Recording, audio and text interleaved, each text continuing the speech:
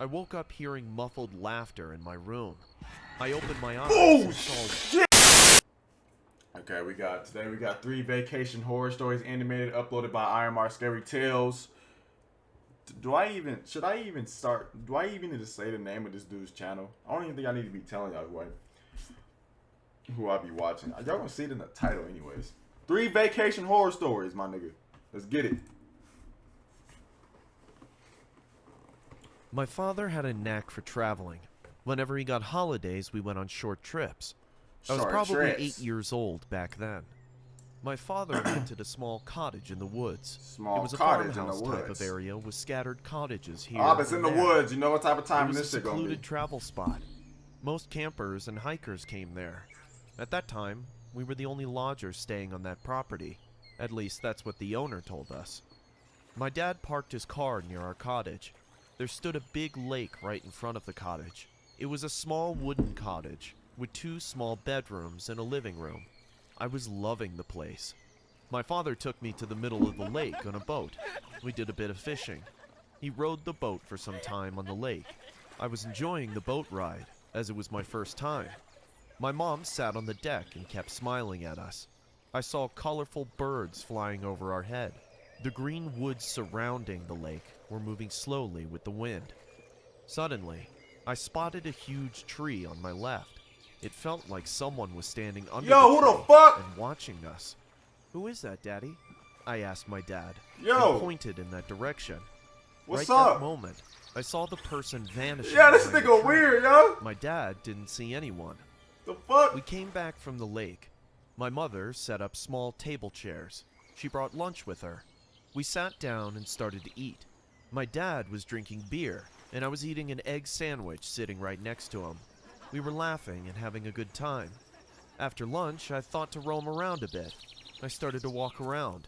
"Don't go too far, Mia," my mother yelled. I started to roam around. I picked up a wooden stick from the ground and started to walk. I was staying close to the cottage, but suddenly I saw a rabbit running around at some distance. I was just a kid, hence, out of excitement, I started to follow the rabbit. The rabbit jumped into a nearby bush. I ran there and started to move the bush with my wooden stick. Suddenly, I heard rustling footsteps behind me. I turned back and saw an average height man standing you with ugly a as smile. fuck. He was holding the rabbit on his lap. How the fuck he twitched his eyebrow. Crackheads can do anything. I guarantee you that girl tried getting that damn rabbit, she was gonna be having all the trouble in the world trying to catch that rabbit. Oh, but the crackhead, bro, you know I seen a crackhead have a pet squirrel. Crackheads can do anything. I'm sure he was able to get that fucking rabbit. Growls at me and said, "Looking for this rabbit, dear? Do you want to pet this rabbit?" But Mom says they always run away." "They won't if you put them in a cage." I scratched my head and said, "But I don't have a cage." "I have one at my place. If you come with me, I can give you that." I turned around and saw my parents sitting near the lake and talking on their own. You better not. They were far from me. You better so I not. couldn't ask for their permission. I looked at the man again. He was standing holding the bunny like before and smiling at me. I know that was a huge red flag, but I was just 8 years old, and I wanted that rabbit. "Okay, let's go."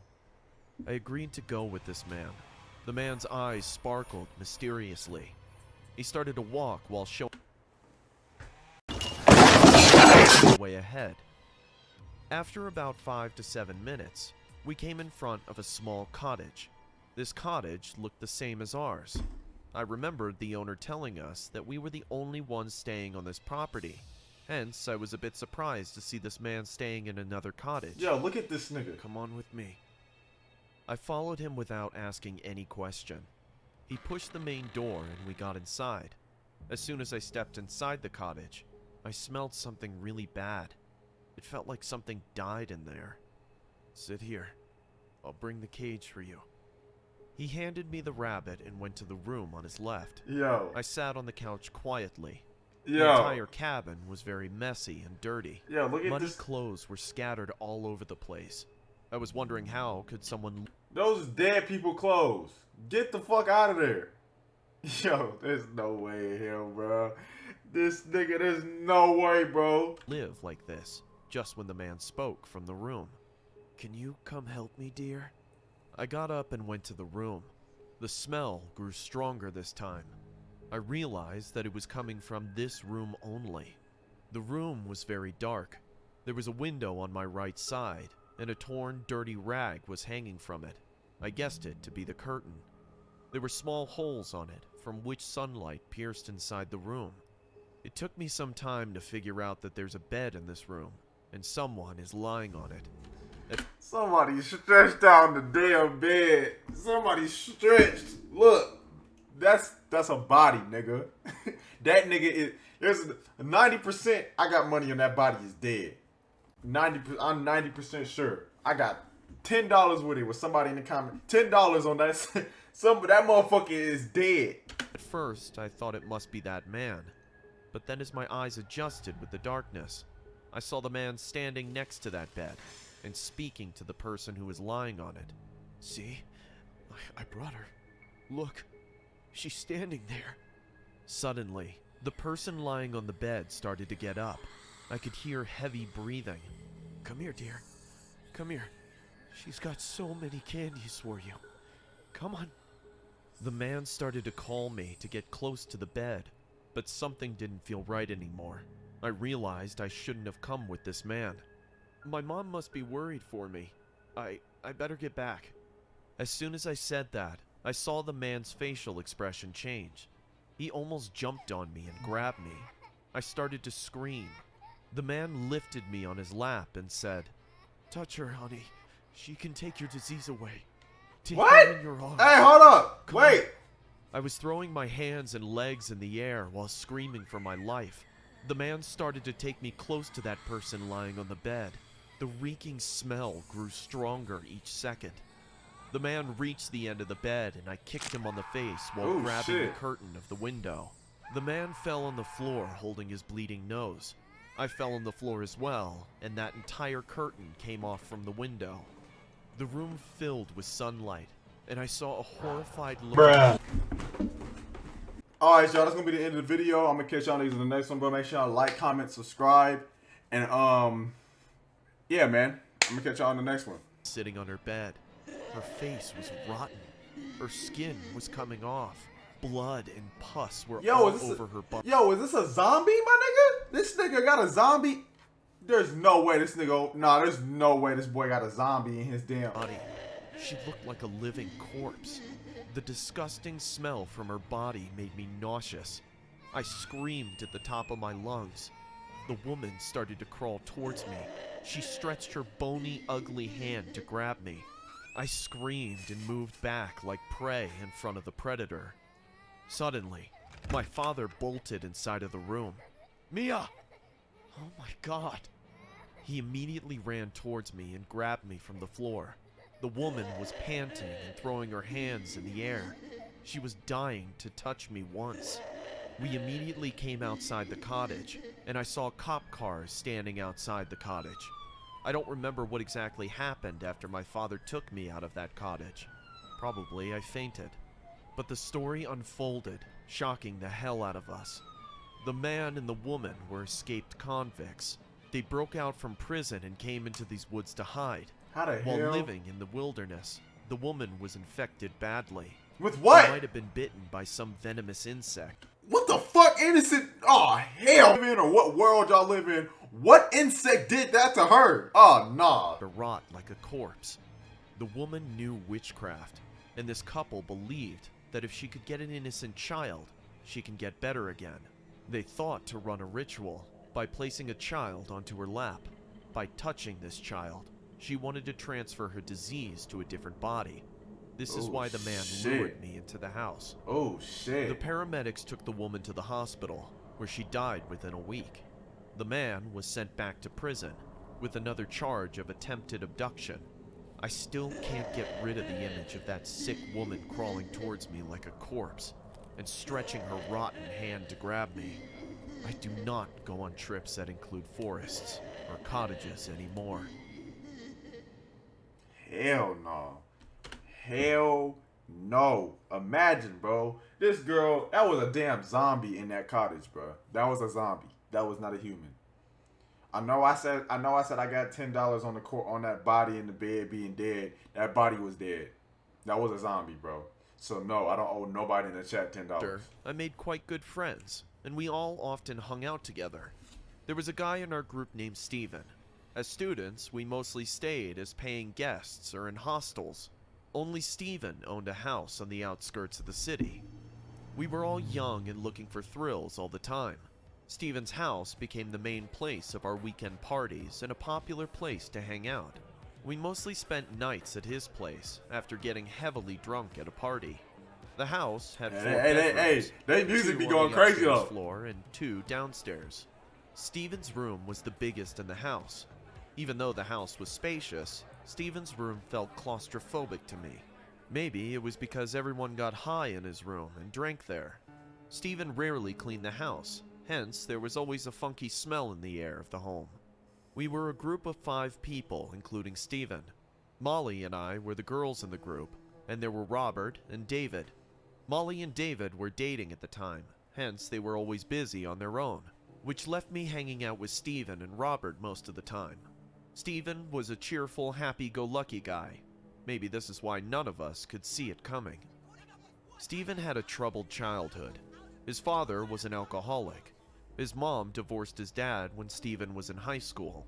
Since then, Steven never saw his father. He heard from his mother that his father died in the hospital due to liver failure last year. This house once belonged to Steven's father, which his mom inherited after his death.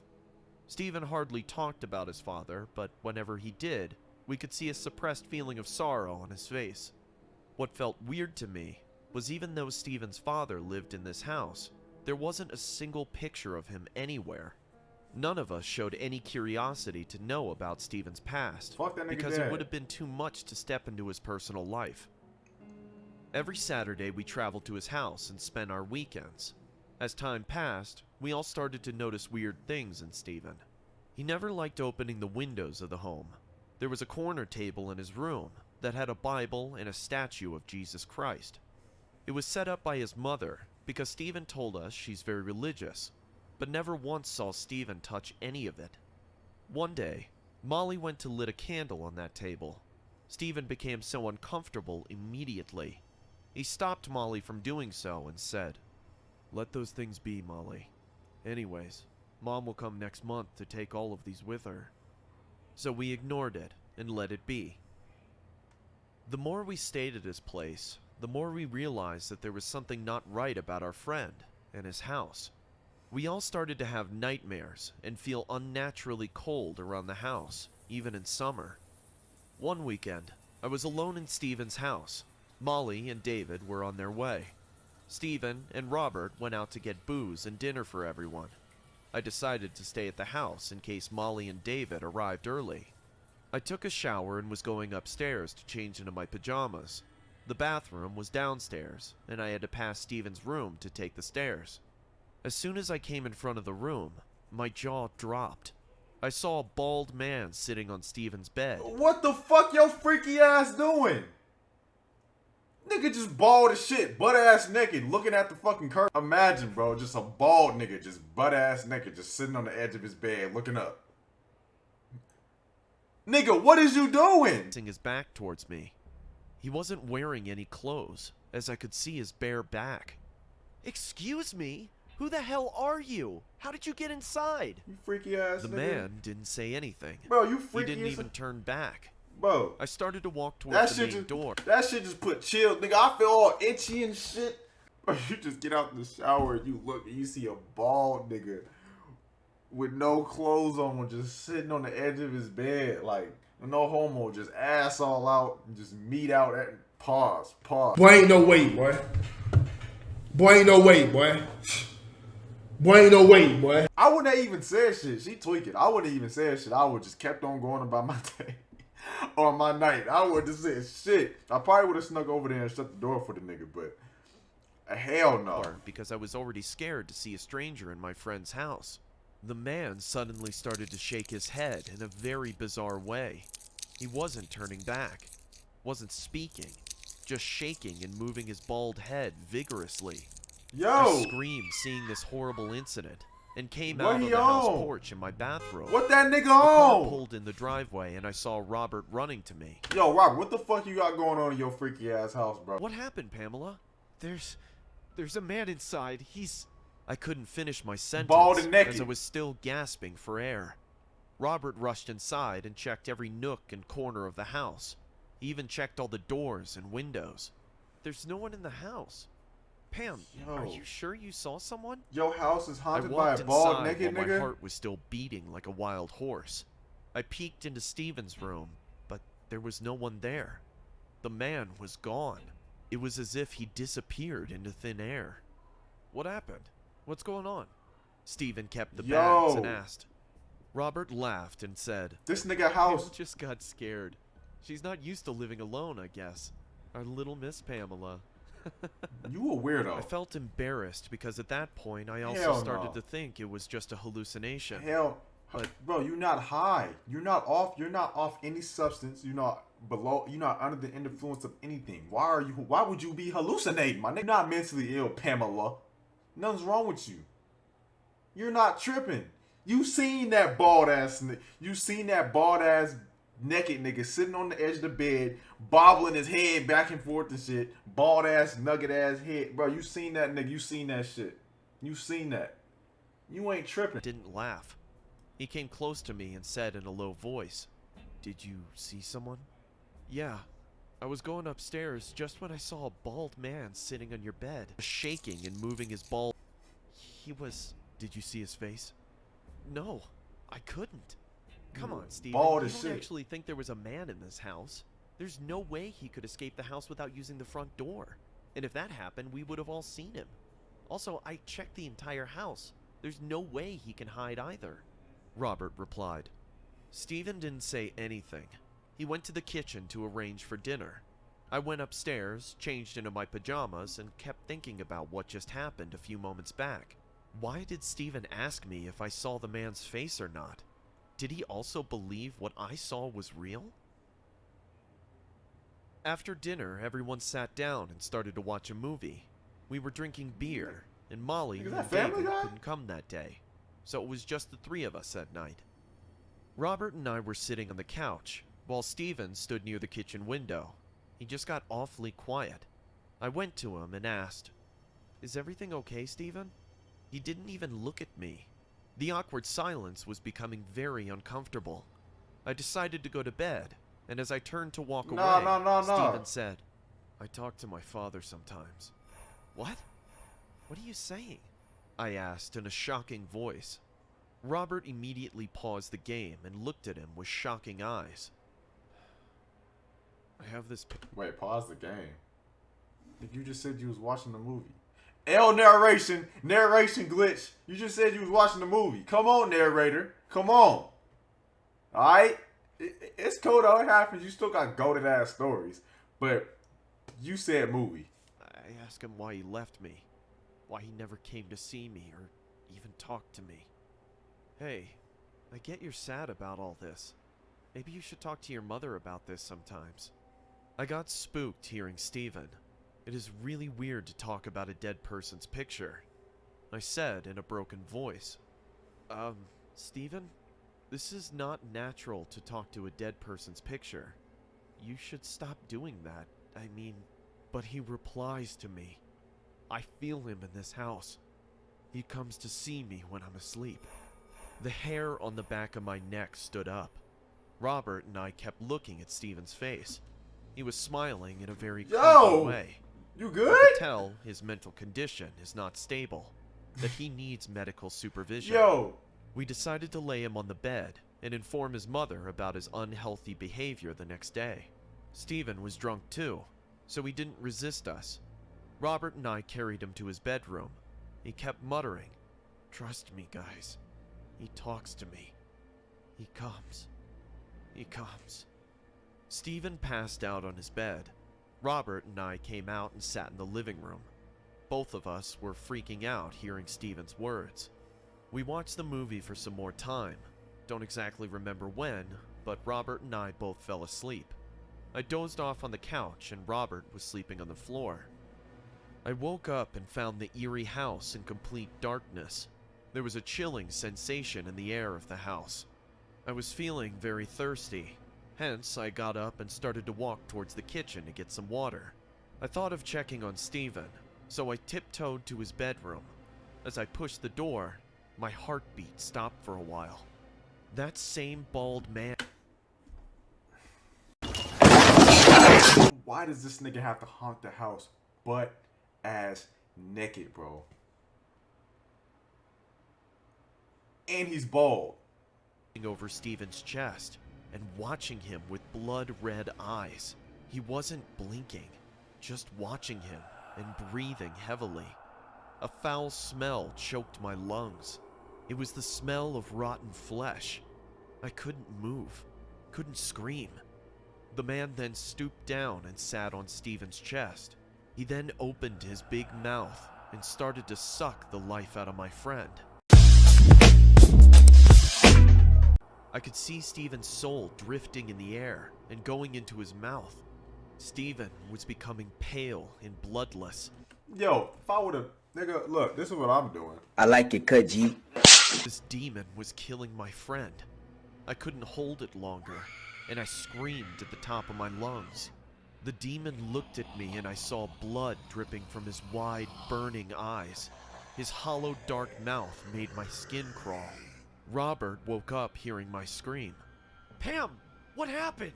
"Steven, that guy." I sat down on the floor holding my face in my hands. We had to hospitalize Steven that night. His blood pressure broke down rapidly. Doctors could not make out how a young boy's pulse rate fell rapidly. His heart could have stopped that day if we didn't bring him into the hospital at the right time. That was the last time I went to Steven's house. I still talk to him sometimes, but he never mentions his father. I don't think that evil spirit I saw that night was Steven's father. He probably latched itself to Steven when he kept talking to his dead father's photograph.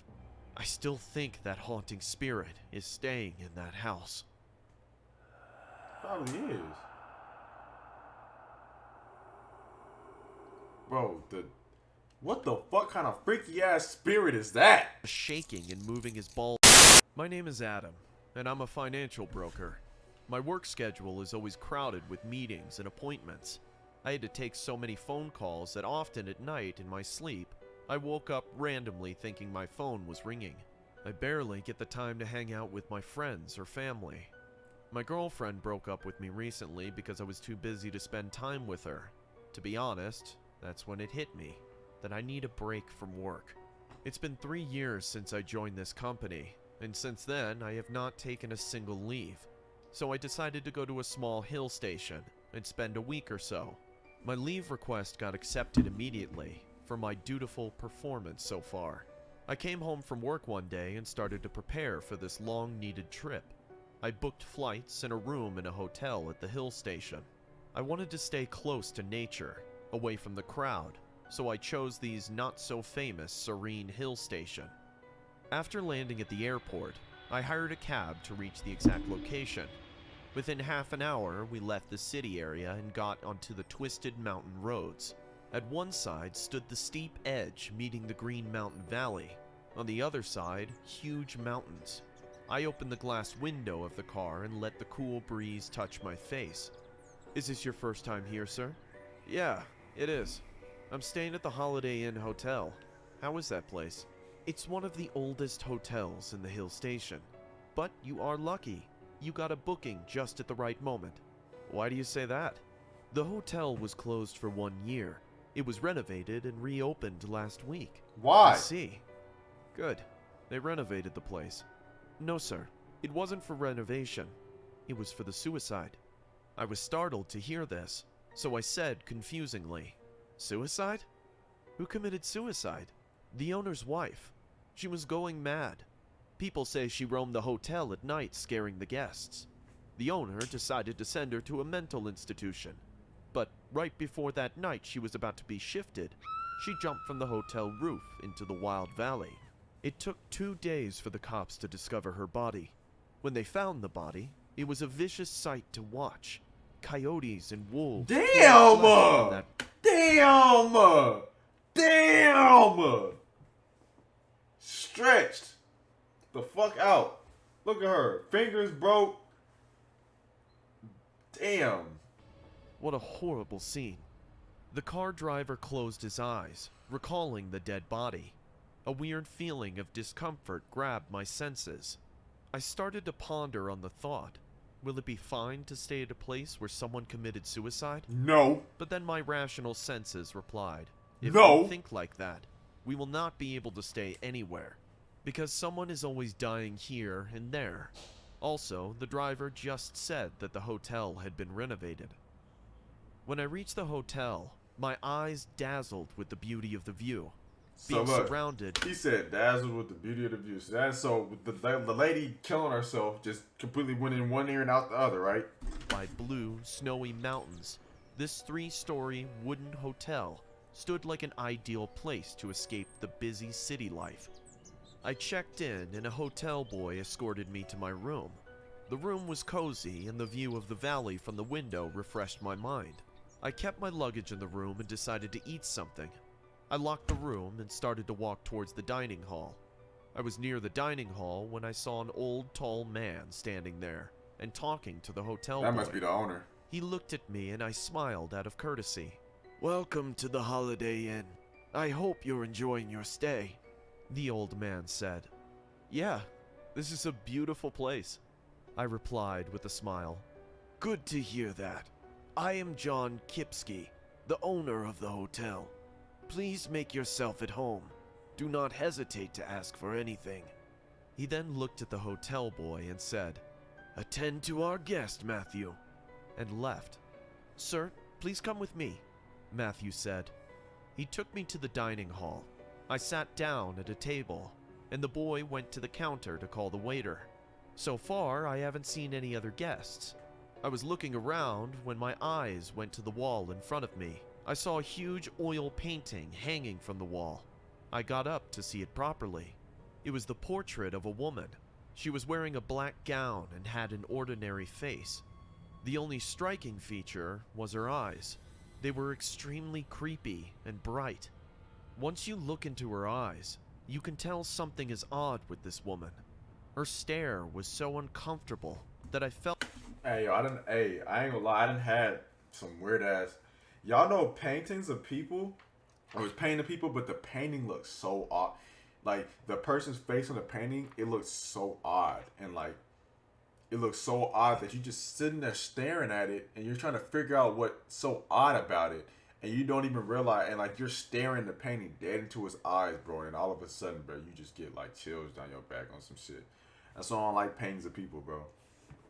So I don't really like paintings of people like that. I don't like looking at them, bro, because it's like, and then they look like the eyes is following you and shit. I don't be doing that shit. I mean, unless it's like a painting of my mom, but it's like if it's a painting of random people, bro, or like people who passed away, hell no. into my soul. The even more disturbing thing was the way the painter drew her eyes. It felt like she was following everyone in this room at all times. See? What I was just said. contemplating on these thoughts when someone spoke in a broken, deep voice. "That's Mrs. Kipsky. She's dead." I turned around and saw a She's man dead. dressed in the waiter's She's costume, dead. standing right next to me. He had white hair and looked like someone who had been there for a while. I said awkwardly, "I was just looking at the painting." I then walked back to my seat and started to look through the menu card. The waiter stood quietly with a blank face. I was taking quite a bit of time to decide on what to eat, but this guy seemed like he had a lot of time to spare. Yo. He waited patiently until I ordered my food. As long as I ate there, I couldn't shrug off this uncanny feeling of being watched by that woman in the painting. I finished as quickly as possible and went back to my room. I smoked a cigar sitting near the window and watched the sunset behind the hills. I don't remember when I dozed off on the couch. I woke up hearing muffled laughter in my room. I opened my eyes Oh, and saw... shit! That shit scared the fuck out of me. Boy. God, bro, I just spilled this water. Yo, who the fuck is that? Who is that, my nigga? Look at my shirt. Look at my shirt. Look at my I don't know where that reference is from. It's from Friday. When that nigga Ice Cube, when that nigga Craig was on what's his name, roof. That nigga was like, look at my roof. Look at my roof. Look at my roof. Look at my roof. Look at my roof. Look at my roof. You play too much. But no, back to this shit. Yo, that shit made me just... What the fuck? Bro, that shit caught me off guard, bro. I was expecting something, but I wasn't expecting something like that. Figure sitting on the couch like a frog. Her hands were placed on my legs. Her face was... Nah, fuck that nigga. She was wearing a black gown. There was a cruel smile on her face, but her eyes were coming out of her eye sockets. Seeing her eyes, I could recognize her. I just saw her painting in the dining hall today. Yes, it was Mrs. Kipsky. But you're dead. She stood up on the couch and started to cough terribly. Hearing her coughing like this, I got up. She was gagging like she couldn't breathe. Then she suddenly stopped and said, "Would you like to see a magic trick?" She started to pull her tongue out with her very own hands. I screamed in terror and couldn't believe my eyes. She was pulling and pulling, and her huge red bloody tongue was coming out of her.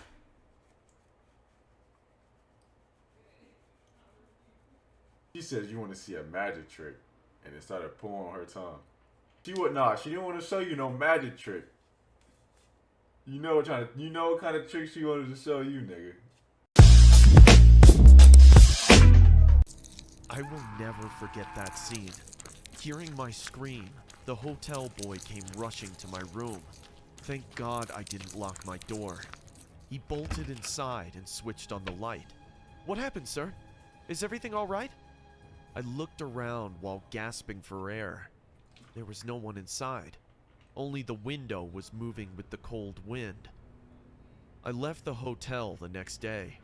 I went to the dining hall for one last time. My eyes went to the painting.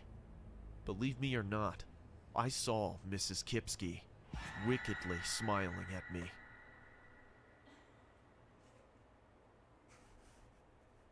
That bitch would have got RKO, Batista bomb, fucking people's elbowed, and all types of shit. But that's the end of that. Hope y'all enjoyed this one. Damn, I still got these water stains on my shirt and shit. I'm gonna catch y'all niggas in the like, subscribe, do all that good shit, comment down below and all that. You feel me? Yeah.